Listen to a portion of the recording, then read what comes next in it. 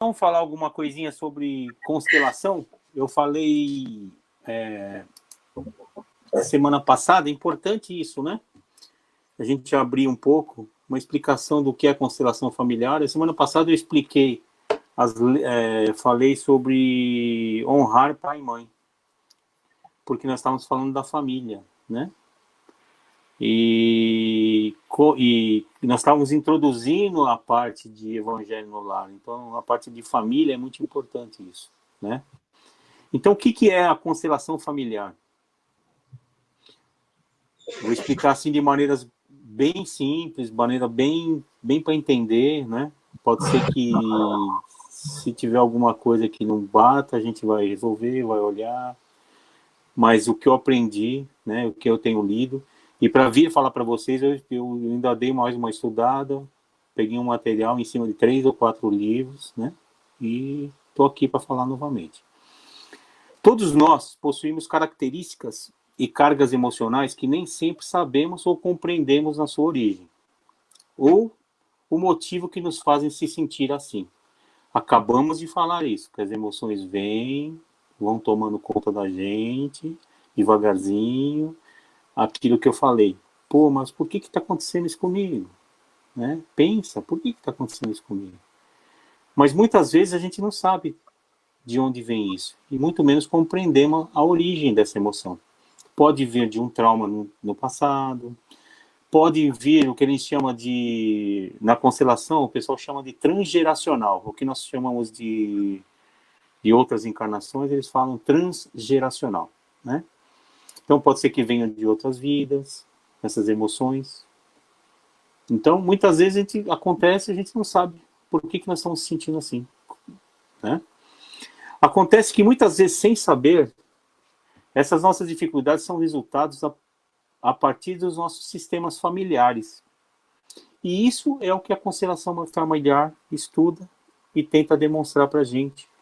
Porque eu tenho falado bastante na nossa vida, nas nossas conversas, que quando a gente enxerga o problema, quando a gente enxerga a situação, é o que a gente chama de ver.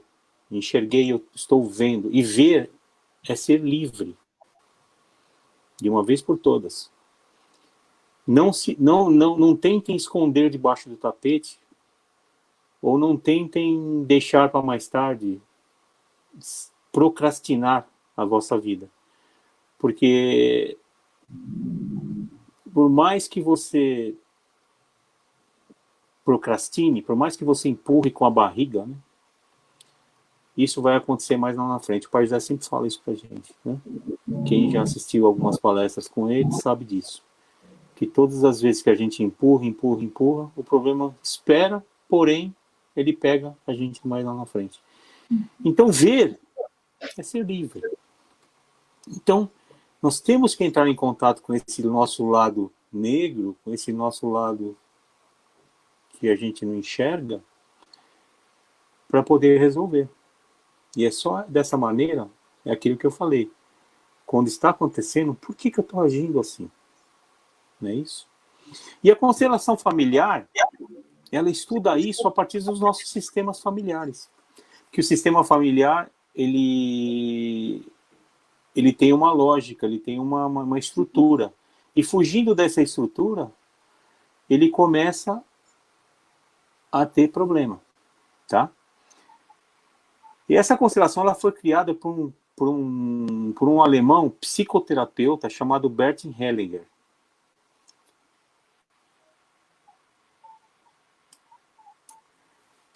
Ele se deparou com esse fenômeno nos anos 70, só de observar estudos de uma outra pessoa chamada Virginia Satir, uma psicoterapeuta americana, que analisava esculturas familiares. De acordo com Satir, quando uma pessoa estranha é convocada para apresentar uma família, no caso de uma constelação, quando você fazia constelação com pessoas, ou uma pessoa no grupo familiar, mesmo que não a conheça, acabava reproduzindo sintomas físicos e comportamentos similares desse grupo, ou pessoas sem necessariamente saber algo a respeito dela. No caso da constelação familiar, aquilo que a gente... E aquilo que nós já conhecemos bem, quando falamos de incorporação, às vezes quando as pessoas se incorporam, às vezes as pessoas falam igual aos nossos familiares. Então, se vocês pensarem, existe uma semelhança muito grande nisso. Por isso que o Pai José fala para a gente tentar conversar mais a respeito disso, tentar encurtar um pouco esses caminhos, tentar resolver um pouco a gente só na área de constelação. Na prática, a constelação familiar mostra muitos dos nossos problemas, doenças, incompreensões e sentimentos ruins que podem estar ligados a outros familiares que passaram por essas mesmas adversidades, mesmo que não tenhamos os conhecido. Olha que interessante. Como é uma coisa emocional, é uma coisa que está no nosso subconsciente, é uma coisa coletiva. Então está dentro do consciente e inconsciente coletivo. E mesmo não conhecendo, às vezes, um parente, a gente cai na história dele, repetindo a história dele do passado, mesmo não conhecendo. Entendeu? Hellinger propôs que há uma consciência de clã em todos nós, consciência de participar de um grupo, de um clã, né? Que é norteada pelas simples ordens arcaicas, ou seja, ordens do amor, que refere-se a 3 principais norteadores dessas ordens do amor, que é hoje que eu vou falar. Não sei se vai dar muito tempo, a Bianca vai me tesourar daqui a pouco. Eu acho que não vai dar tanto tempo, assim, que já são 20 para as 8 aqui no meu relógio, né? Então, quais são as 3 ordens do amor? A necessidade de pertencer ao grupo é uma. Então, eles chamam de pertencimento. A outra é a necessidade de equilíbrio entre dar e receber nos relacionamentos. E a necessidade de hierarquia dentro de um clã. Todos eles dentro de um clã, dentro do relacionamento, né? Essas ordens atuam tanto nos relacionamentos familiares como nos íntimos e amorosos. E a conexão harmoniosa com essas ordens nos dá uma sensação de paz. Ou seja, quando essas ordens estão em harmonia, quando todos pertencem a esse grupo, quando ninguém é excluído, quando existe equilíbrio entre dar e receber, eu com a minha esposa, vocês com os seus maridos, né? Existe aquele entendimento em que eu dou alguma coisa, eu preciso receber alguma coisa em troca, você me dá em troca, aí eu retribuo novamente, e assim vai. Nunca uma mão só vai e a outra só recebe, né? Isso... E a outra parte da conexão harmoniosa é a necessidade da hierarquia dentro do clã, que na semana passada nós já falamos bastante. Quem veio primeiro tem a prioridade. Ou seja, nossos pais. Mais um exemplo dos nossos pais aí, que identificam, se eu consigo enxergar isso, a minha vida começa a ficar harmonioso, né? E essa conexão harmoniosa com essas ordens nos dá uma sensação de paz e nos fazem sentir acolhidos e pertencentes ao grupo. Olha que interessante. Pertencer ao grupo, existe todas essas leis para a gente passar, entender e viver com harmonia. Senão a gente não consegue pertencer ao grupo.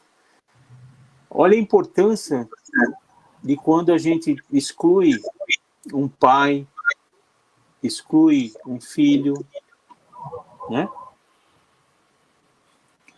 Vou mostrar aqui o que é pertencer ao grupo, ó.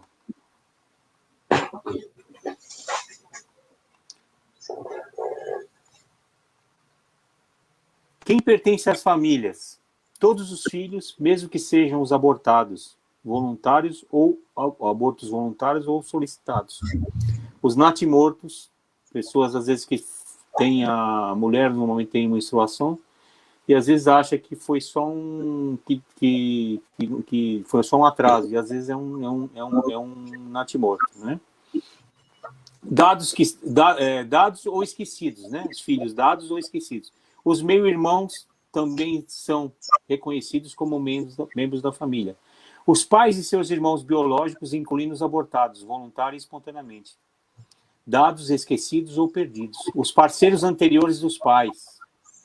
Os avós, mas não seus irmãos, ainda que haja exceções. Em casos excepcionais, também são incluídos parceiros anteriores aos avós.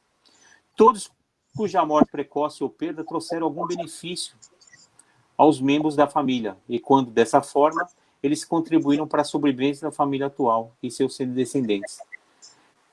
Olha como eu vou parar por aqui, né? Para você, pra gente não vou parar assim tem mais coisa, né? Mas olha como podem existir casos de exclusão, de não pertencimento. Por exemplo,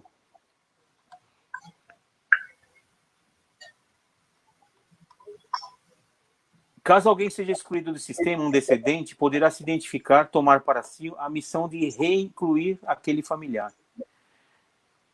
Isso é a lei do pertencimento, tá?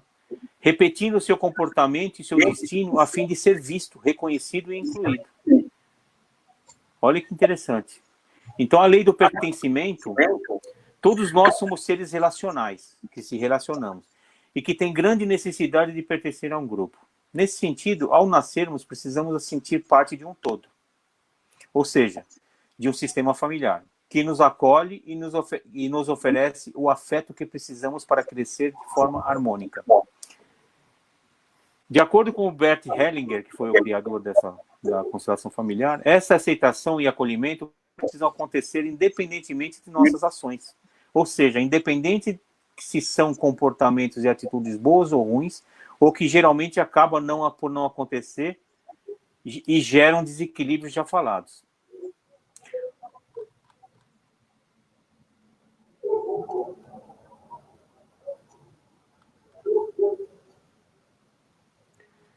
Isso que eu quero dizer, que quando algum membro da família tem comportamentos considerados incorretos, ética ou imoralmente, como roubar, matar, cometer diversos outros tipos de abusos, a tendência é que os outros familiares acabam por tentar suprimir esse fato, fazendo com que aquele que cometeu tais falhas seja afastado do convívio familiar, ou seja, excluído.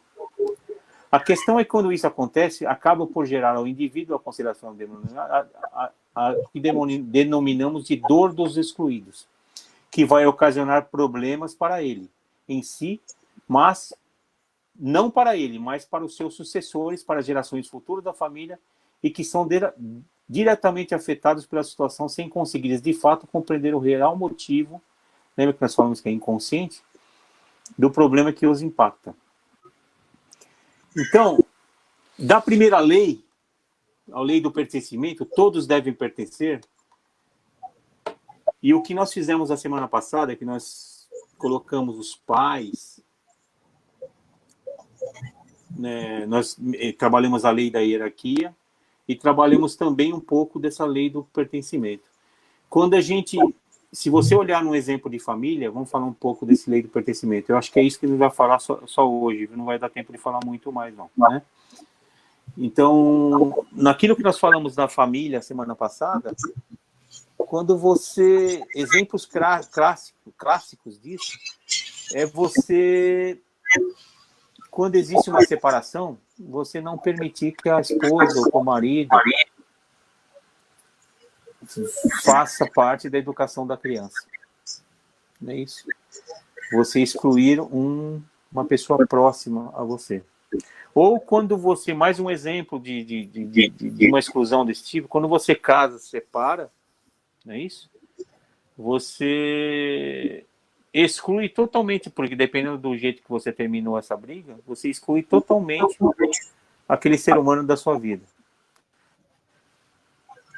E, consequentemente, a estrutura familiar que você normalmente, às vezes, a mulher segue em frente e leva o filho, né? E o pai passa a não ter contato mais com o filho. Normalmente homem, eu falo homem porque o homem é muito mais fácil de ser excluído. porque a mãe, quando nasce, ela é o primeiro ambiente do filho, né? Esse primeiro ambiente é o ambiente de acolhimento, é um ambiente onde existe aquela segurança, é aquilo que existe para o filho. Então, a mãe, o filho passa a enxergar o pai bem depois que ele nasce, que é o pai que leva ele para o mundo. Então, o pai é muito mais fácil de ser excluído. Por isso que, realmente, em exemplos, eu falo do exemplo do pai. Então, separou, às vezes a mãe e o pai ficam com o filho e ignora a parte do pai. Casou de novo, esse filho passa a achar que a pessoa que está do lado dele é o pai dele, mas não é, né? Ele é um pai de direito, é um pai que não é de direito, é um pai que cuidou, que tem todo o direito de ser muito respeitado, né? Como um ser humano que acolheu, não é isso? Porém, o pai biológico nunca pode ser esquecido. Por quê? Dada o que nós acabamos de falar aqui na situação anterior, aquela pessoa que foi excluída por não ter cuidado de uma certa forma, ou por não ter se ajustado com a mãe, ou se não ter ajustado com o marido, tem esse tipo o filho acaba levando essa raiva no coração. Então, às vezes, o filho começa a querer, por exemplo, cuidar da mãe, e ele não tem estrutura para cuidar da mãe, né? Então, ele fica no meio do casal novo, ele fica dando problema emocional, porque não tem estrutura para isso, né?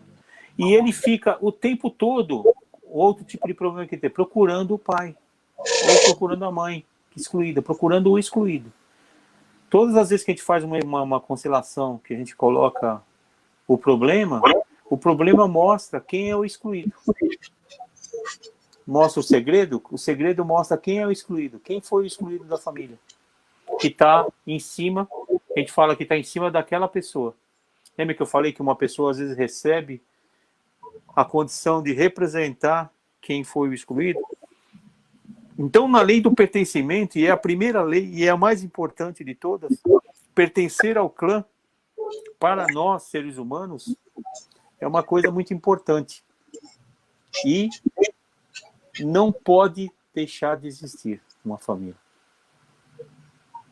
E quando eu falo numa família, eu penso Walter, pai e mãe, Walter, avô e avó, Walter, bisavô e bisavó, e todos os antepassados que estão atrás de mim.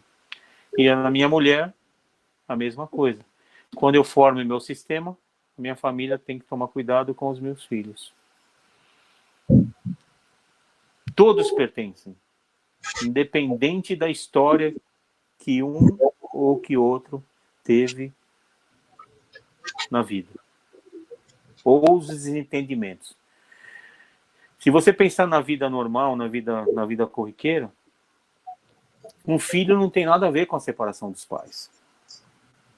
Então pensem ou orientem os vossos filhos quando começarem a existir esse tipo de situação. Tá claro isso? Acho que ficou claro. Eu não sei se, Bia, acho que a gente continua, eu tenho quantos minutos? Eu não sei se vai dar mais, né? Talvez para conversar com eles um pouco. Para tirar as dúvidas deles, né? Se eles ficaram então, das três ordens que é importante a gente falar, para pertencimento, para estar no clã, eu preciso pertencer, eu preciso respeitar a hierarquia, que é a lei da ordem, que nós falamos a semana passada, falamos muito, e hoje nós falamos bastante da lei do pertencimento. Todos devem pertencer. E eu falei alguns exemplos de quem pertence à família para a gente começar a pensar, né? Você vê, esses parceiros pertencem à família, então eu não posso deixar de respeitar, eu não preciso conviver, mas eu tenho que dar o meu perdão. Lembra da história do perdão? Eu preciso perdoar, mas não necessariamente eu preciso conviver com isso. Não é isso? Só que eu não vou falar mal, por quê? Por uma vez eu faço isso, o filho toma o lugar desse excluído, e com todas as situações que a gente está vendo aí por aí, que a gente chama de ciclo de repetição. Existe um ciclo de repetição muito grande nas famílias. Uma pessoa, o pai e a mãe se separam, aí o filho vai em casa. Aí outro dia uma pessoa falou para mim assim, poxa, mas meu pai fez isso, meu pai fez aquilo, meu pai fez isso. E eu falei, e você? Ele falou, fiz a mesma coisa. Entendeu? Por quê? Porque quando o pai foi excluído, ele ficou representando o pai para incluí-lo no clã. Porque não pode existir exclusão. Isso eu acho que é o de menos, né? Às vezes, agora quando o filho procura, e vai ficar procurar no vício, procura nas drogas, porque as crianças de hoje em dia, o pagamento deles para eles pertencerem aos grupinhos de jovens deles é muito alto. Existem grupos de funk, grupos disso, grupos daquilo, que se eles quiserem pertencer, eles têm que usar drogas, eles têm que fazer isso, eles têm que fazer aquilo. Então, se tiver uma família desestruturada, vai acontecer isso daí dentro da família da pessoa. E se o pai é alcoólatra, com certeza foi excluído por ser alcoólatra, o filho vai ser alcoólatra, porque falou mal do pai, ou não necessariamente existe isso, né? Quem é escolhido aí para isso. Não é aquele que falou mal, não. Mas um deles vai representar. E às vezes por uma geração, se não por uma geração, vai para o neto. Então, nós precisamos estar atentos para isso. É por isso que o irmão José pediu, falou, Walter, vai lá e dá um toque para esse pessoal, porque está existindo muito problema nas famílias. E muitas vezes os transgeracionais que nós cuidaríamos, transgeracionais que são aqueles que nós falamos de vidas passadas, né? De como é que chama? Como é que é, Bia? Me ajuda aí. Encarne. Desencarna, os outros as outras vidas, né, que nós tivemos, né, os outros encarnes, né, encarnados, né, sei lá. E agora estou falando transgeracional, que é o tema que eles usam agora, mas é o nosso tema aí, né? Sim. Tá? Então, esse transgeracional muitas vezes tem que ser resolvidos aí nas obsessões. Isso cria uma obsessão. Hoje, essa ferramenta do Bert Helling que ele criou, ele consegue mapear dentro do campo um transgeracional. E sem haver a incorporação, a gente consegue, às vezes, resolver. Quando a coisa não é muito forte. Por quê? Eu não falei lá na frente, mas existe coisa muito forte. Se existe um assassino dentro da família, aquele quem assassinou pertence à família.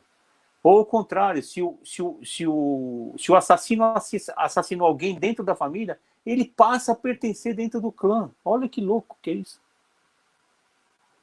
Uhum. Então a gente não pode, aquela história do julgar, olha que louco que é isso. Não podemos julgar ninguém, porque ele está representando um papel que poderia ser eu. O meu pai é alcoólatra, poderia ter sido eu que fosse o alcoólatra. Ele está mostrando para mim como não deve ser feito. Filho, não beba, não trate a sua mulher desse jeito como eu trato. Ele tá mostrando para a gente, ele é o algoz da história. Se a gente começar a enxergar isso de uma outra maneira, a gente passa a não excluí-lo.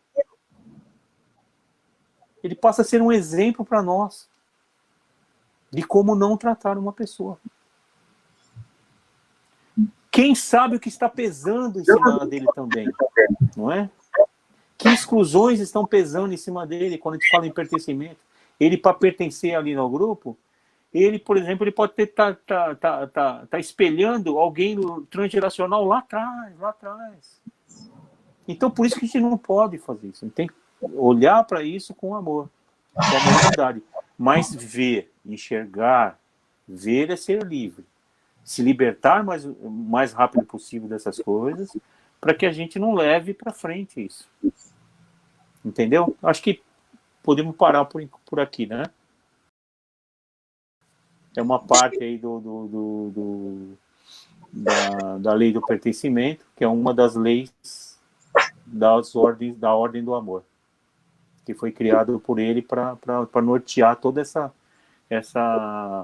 essas experiências. Na verdade, ele fez isso tudo experimentando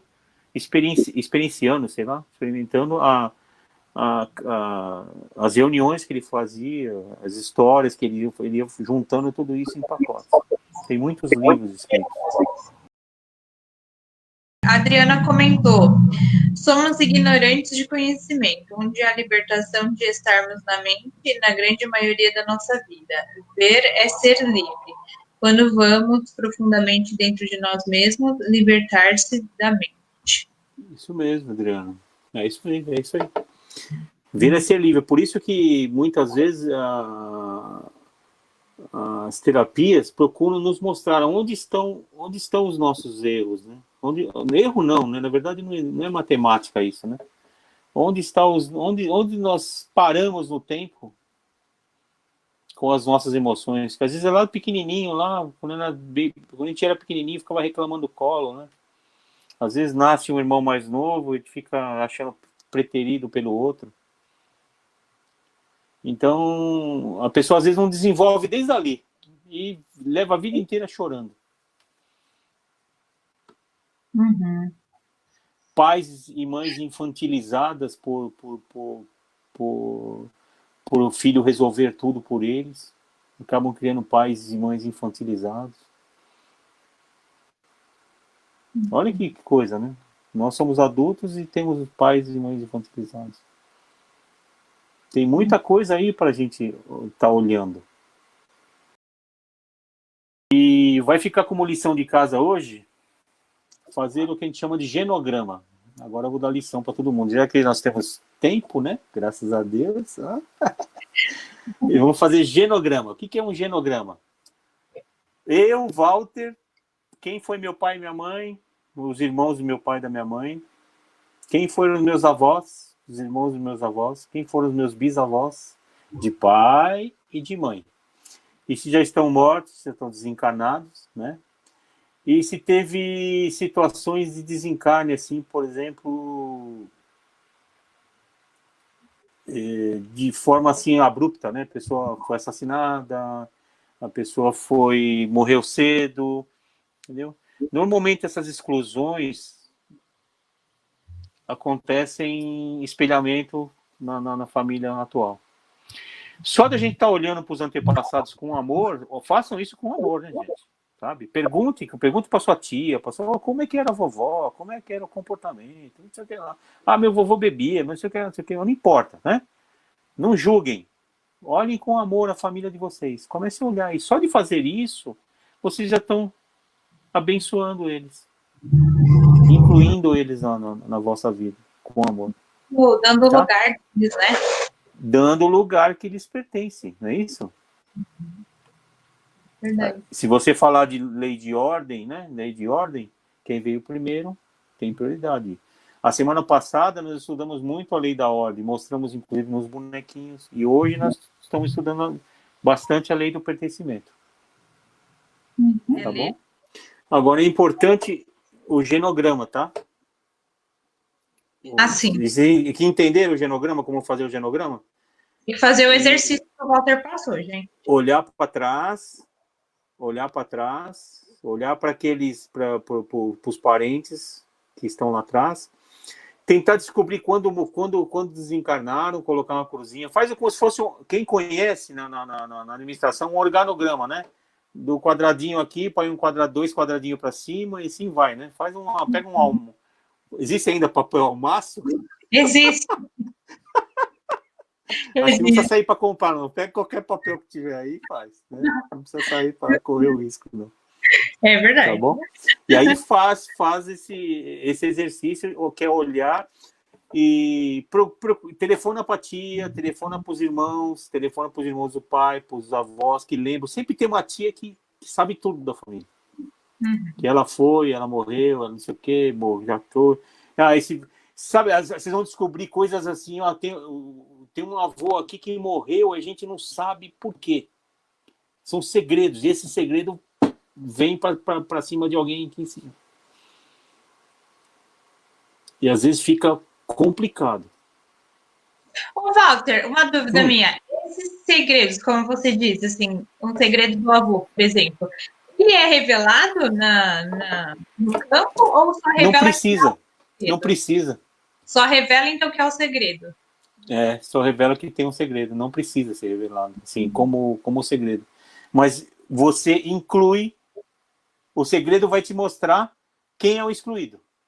Ah, entendi. Para quem ele está olhando. Uma vez que você incluiu esse segredo, por exemplo, existiu dentro do segredo, pode ser que tenha existido uma morte, um enforcamento há 10 gerações para trás. Então aqui é um segredo, só que ninguém sabe disso. Ah, Né? entendi. Às vezes um E filho fala, aí você inclui essa né? pessoa que foi enforcada na família, ou inclui o assassino que assassinou, que enforcou, e aí fica ok, daí para Ah, frente. entendi. Por isso que às vezes falam para não julgar o pai da gente, porque a gente não sabe o que o pai nosso, o nosso pai, né, o nosso avô, o nosso tio, sei lá, da família, tá carregando desses segredos, dessas coisas que estão acontecendo. É. A bagagem às vezes é muito pesada, né? Muito pesado. E tem uma coisa que eles chamam de... deixei acho que por último, isso é interessante, viu? Eles chamam de cripta. É perigosíssimo isso. Cripta é uma coisa que encosta na pessoa aqui e não deixa a pessoa ir para frente. É o que nós falamos no nosso caso da obsessão tomada mesmo, sabe? Com todos Possessão. Possessão, exatamente. Eles chamam de cripta. É muito perigoso isso. Entendeu? É Então a perigoso gente mesmo. não sabe, né? Como é que é. Então, olhar para essa família aí, a gente não está mexendo com isso. A gente está simplesmente olhando com respeito para isso. Né? Olhando com amor. Fala, o vovô, a vovó, não sei o que lá, tá. Né? E quando eu falar alguma coisa, não procure escafuchar. Ah, tá bom, não sei o que. O importante é saber se morreu cedo também, porque morrer cedo dentro da constelação, as pessoas esquecem da pessoa. É verdade. Entendeu? Às vezes procure também explorar aborto, gente. Aborto é muito importante. Os abortos são muito importantes na nossa vida, na vida dos nossos pais, na vida dos nossos avós, que às vezes a gente nunca vai saber dos avós, né? Mas talvez dos pais a gente possa saber porque saber que posição de irmão que você é, colocar isso em ordem, incluir esse irmão. Entendeu? Tudo isso tem essa interessante. Vai ser difícil para ela porque ela não tem mais nenhum familiar. Não tem problema. Quando você começar a pensar nisso, você começa a levantar documentos, olhar, sabe? Pensar, vai começar a vir coisas que você nem imagina. Mas, voltando a falar, com muito respeito, com muito amor, olhar para os vossos antepassados com amor. Nós estamos incluindo eles dentro do nosso coração. Onde quer que eles estejam, não esqueça dessa frase, né? Onde quer que vocês estejam. Lembra disso? Que a gente não pode invocar os mortos para nós aqui, né? Teve constelações que nós fizemos, já falei isso da outra vez, mas teve constelações que nós fizemos, que chegou uma hora os mortos falaram assim, escuta, que vocês estão olhando para nós para quê? Vocês têm que olhar para o seu futuro e não ficar olhando para trás aqui. E nós não temos que ficar olhando para trás. Eu só estou falando para vocês fazerem isso porque para conhecer um pouco, para vocês conhecerem um pouco das vossas famílias. Que muita gente aí não conhece nada. Verdade. Entendeu? O Abadio comentou, o Julião, né? Ele falou assim, Valtinho, na hora em que fizer o meu genograma, eu vou chegar até os avós, antes impossível. Não tem problema. Até onde ele conseguir tá ótimo. Não tem problema. Basta ele olhar para os avós com muito amor. E para os irmãos dos avós, né? Se puder, né? Por favor. Você percebe que isso é um exercício que você entra em contato com eles, né? Inclui eles no coração. É uma coisa que está esquecida, né? Uma coisa que está, às vezes, excluída. E se descobrir um excluído, vamos incluir. Eu estou aqui para isso. Vamos fazer constelação, vamos incluir isso aí pelos bonequinhos. Né? Fazer. Ô, Diná, não se preocupa com a dificuldade, Diná. Mesmo você tendo um irmão só, não tem problema. Você sabe o nome do seu pai e da sua mãe. Você sabe quando eles se encarnaram. Você sabe o nome dos seus avós. Né? De preferência também, se puder colocar o marido junto, é importante dentro dessa família, porque vocês fazem parte de um sistema agora, não é isso? Então, o sistema... O sistema terminou em vocês, né? Mas o Diná e o Zé estão aqui. Então, a partir deles tem uma árvore, né? Se você não consiga o máximo seu, você vai conseguir o máximo do Zé também. O máximo que puder. Não tem problema, gente. Se não fizer também, sabe? Eu acho que tudo que a gente faz, tudo que a gente exercita é bom para nós. Só que, ó, eu estou lendo um livro aqui. Peraí. Olha o nome dele, ó. Gente que faz. Gente que faz. Gente que faz são as pessoas que mudam, podem mudar a vida de vocês de uma hora para outra. Não é isso? A gente pode continuar a ser o mesmo, ou a gente procurar ser uma pessoa que faz alguma coisa. Essa é a diferença das pessoas que existem por aí. Tem pessoas de sucesso, as pessoas que... O que tem nas pessoas de sucesso? São as pessoas que fazem, que vão atrás de alguma coisa. Escrevem as dificuldades e como fazer para melhorar isso. Então, nós estamos fazendo aí. Quais são as suas dificuldades? Quais foram as dificuldades que tiveram na sua família? Né? E como podemos melhorar isso? Que hora que eu enxergo... Lembra como é que é o nome da... Que ela falou, ver é ser livre? A Adriana. Adriana, né? Desculpa, Adriana. Adriana Rodrigues. A Adriana falou, ver é ser livre? Realmente, eu estou falando para vocês verem como foi a sua família. Muito não sabe. Ninguém sabe. Gente, a maioria não sabe. A maioria não tem nem noção. Quem dirá do marido que está do lado? E olha, eu sou obrigado a receber aquilo que meu marido me traz. Também. Com amor. Independente da peste que for a minha sogra, o meu sogro. Entendeu? Graças a Deus, aqueles que têm aqueles sogrinhos maravilhosos. Né? Agora, tem uns que são pestilentos. Né? Não julguemos e reconhecemos o que o meu filho recebeu deles. Por quê? Porque se eu não fizer isso, eles não recebem todas as coisas boas da família do pai ou da mãe. Olha que louco. Você não dá estrutura para o seu filho. Então, aqueles que estão querendo ser mãe, por favor. E aqueles que já são mãe, às vezes têm filhos com problemas. Por quê? Por quê, né? Porque tá exatamente explicando por quê. É como você disse. Olha só quanta coisa tem pra gente aprender só no genograma. Então vamos se transformar em gente que faz. Uhum. Eu acho legal isso.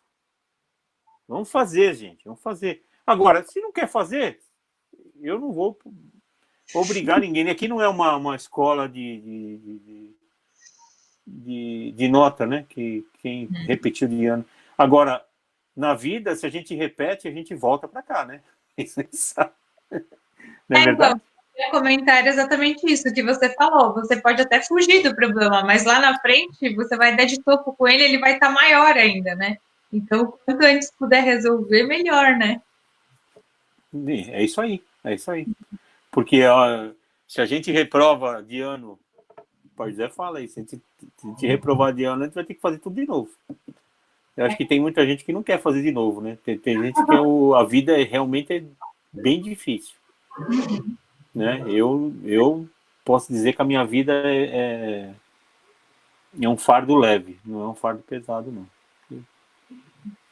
Eu posso dizer de coração isso. Agora, tem gente que teve vida difícil.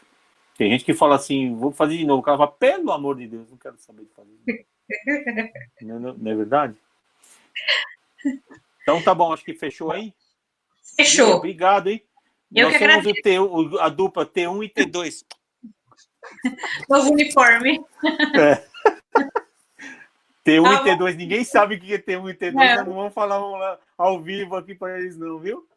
Ao vivo não. Eu acho que a Thalita e o Eduardo sabem disso. Que eu não sei se eles estão aí hoje, mas devem saber. Aqueles 3 e 4. O 3 e o 4. 3 e 4. Cabeça de algodão doce, como eles me chamam. Tá bom?